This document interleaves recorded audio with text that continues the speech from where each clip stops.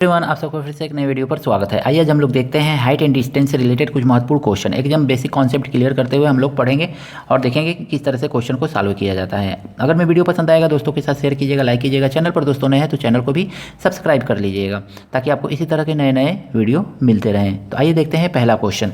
6 metre लंबा एक सीढ़ी दीवार के सहारे ज़मीन से 45 डिग्री का कोण पर टिका है, तो सीढ़ी दीवार की किस ऊंचाई पर पहुंचेगा। तो सबसे पहले तो इसको देखेंगे इसका फिगर कैसा बनेगा। तो सबसे मेन फिगर है, फिगर बनाएंगे हम लोग। देखिए दोस्तों, इसी तरह से रहेगा। ये दीवार है, ठीक है, ये दीवार है और सीढ़ी का बेस और दीवार का बेस सीढ़ी का बेस दोनों इतना दूरी पे है। यही सीढ़ी को इसी तरह से तो दीवार पे लगाया जाएगा। तो 6 मीटर लंबा एक सीढ़ी, ये 6 मीटर लंबा सीढ़ी है, ठीक है। तो ये 6 मीटर लंबा सीढ़ी है। ज़मीन से 45 का कोण, ये ज़मीन से कितने का कोण बना रहा है, 45 का कोण बनाते हुए है, ठीक है, पर टिका है। तो सीढ़ी दीवार की किस ऊंचाई पर पहुंचा, कितना ऊंचाई तक पहुंचा है, यही पूछा जा रहा है। यही वाला डिस्टेंस आपसे इसमें क्वेश्चन में पूछा गया है। तो इस ऊंचाई को हम लोग कैसे फाइंड करेंगे। तो ये ऊंचाई आपसे पूछा जा रहा है यहाँ पे। तो देखिए कैसे फाइंड करेंगे।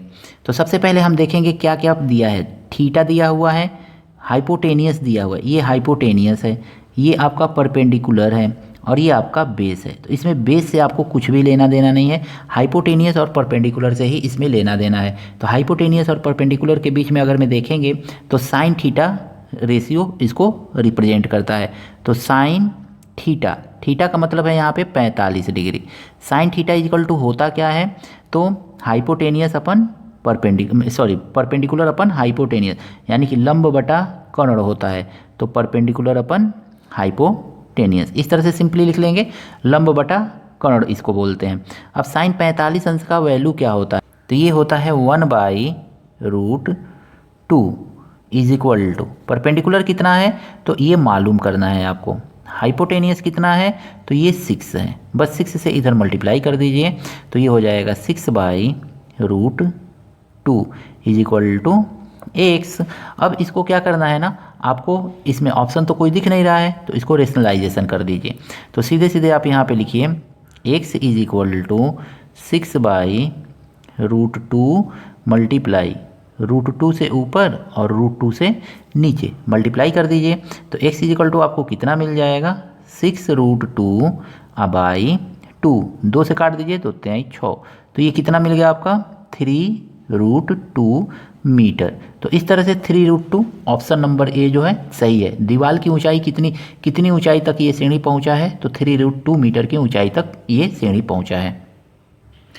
देखिए इसमें कहा गया कि एक खंभे की परछाई की लंबाई, ये खंभा है, खंभे की परछाई की लंबाई ये बन रहा है, ठीक है।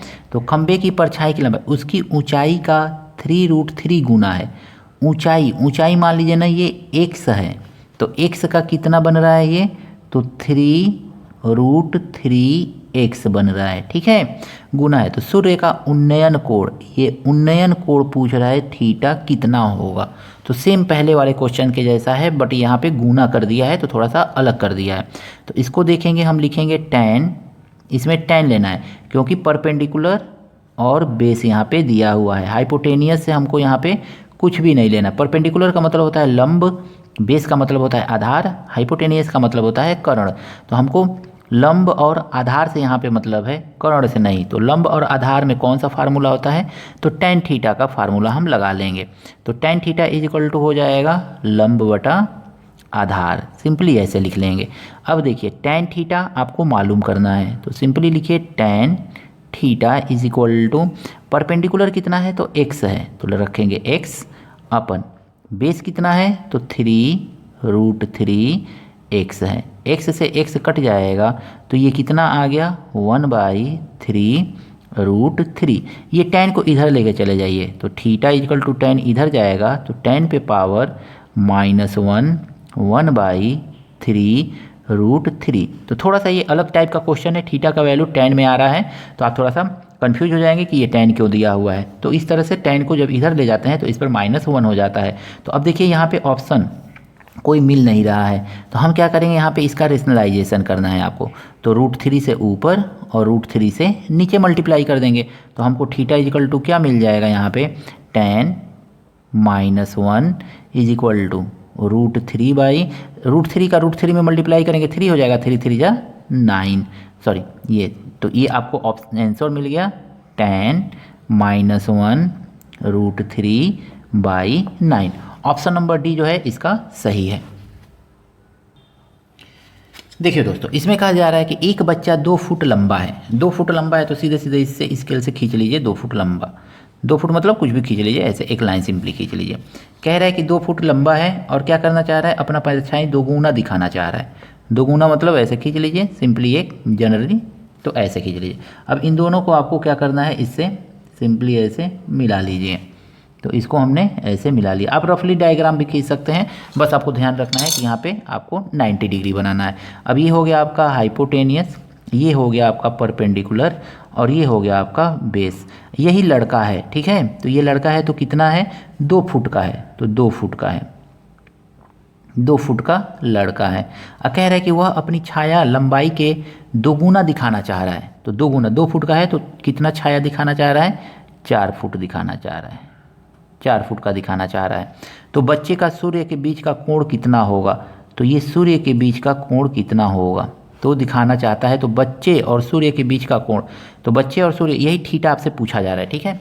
ये भी पूछा जा सकता है ऐसे करके, ऐसे ये भी पूछा जा सकता है, बट इससे ये वाला एंगल और ये वाला एंगल आपस में इक्वल होता है। ये होता है अवनमन कोण, ये होता है उन्नयन।